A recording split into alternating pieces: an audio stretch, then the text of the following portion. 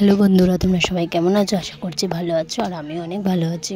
আজকে দুপুরে রান্না করেছিলাম ভোলা মাছের ঝাল, আর সেটাই তোমাদের সাথে শেয়ার করলাম। ঝাল করার জন্য প্রথমে আমি কড়াই দিয়ে দিয়েছিলাম সর্ষের তেল, তারপরে কড়াই মাছগুলো দিয়ে মাছগুলো লাল লাল করে ভেজে তুলে নিয়েছিলাম। এরপর ওই মাছের তেলে দিয়ে দিয়েছিলাম কালো জিরে ফোড়ন, একটু কুচিয়ে রাখা টমেটো আর কাঁচা লঙ্কা চিড়ে দিয়েছিলাম। টমেটোটা একটু ভাজা হতে হতে আমি একটা মশলা তৈরি করেছিলাম।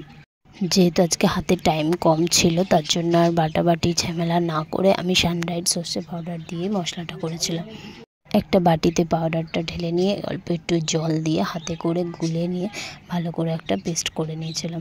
এরপর টমেটোটা একটু ভাজা ভাজা হয়ে আসলে এর মধ্যে নুন, একটু হলুদ, একটু লঙ্কা গুঁড়ো দিয়ে সামান্য একটু জল দিয়ে ভালো করে কষিয়ে নিয়েছিলাম। এরপর ওই গুলে রাখা সর্ষে বাটার পেস্টটা দিয়ে ভালো করে একটু নেড়ে চেড়ে মাছগুলো দিয়ে ফুটিয়ে নিতে হবে। ফুটিয়ে নিলেই তৈরি ভোলা মাছের ঝাল।